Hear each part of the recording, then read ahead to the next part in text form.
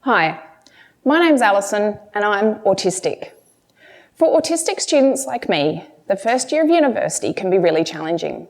We experience high levels of anxiety, we can have difficulties making social connections, and we're often trying to manage additional sensory sensitivities.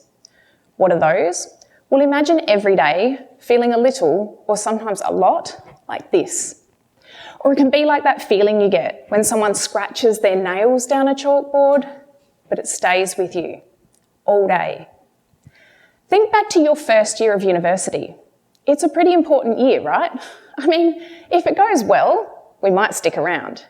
But if it doesn't, we're likely to drop out.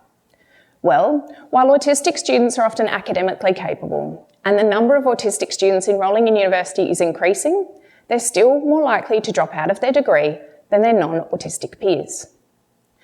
Previous research has looked at the types of support that autistic students need during their studies. But we also know that autistic students are often not accessing this support in the early stages of their degree. So, for my PhD, I interviewed 8 autistic students from universities across Australia, and I asked them to tell me about their experience of first year.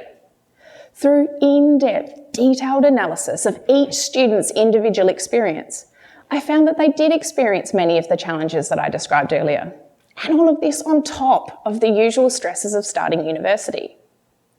My research also showed that autistic students demonstrated perseverance, resilience, and determination in overcoming these challenges. Some of the participants in my study didn't know what support they could access, and they also described feeling like it was up to them to change, to fit the university mould.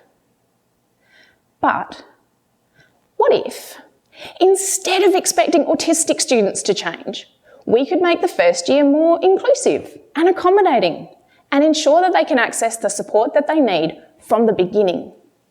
After all, autistic students have a right to the same educational opportunities as their non-disabled peers. How did the participants in my study think this could be achieved? Well, what they wanted to see was inclusive universities where all staff have a genuine understanding of autism and who treat them with respect, dignity, and acceptance. I want to make this a reality. So, from here, I'll be using the findings of my research to develop recommendations, resources, training packages, and webinars to distribute to Australian universities to help them to provide a successful and positive first-year experience for autistic students just like me.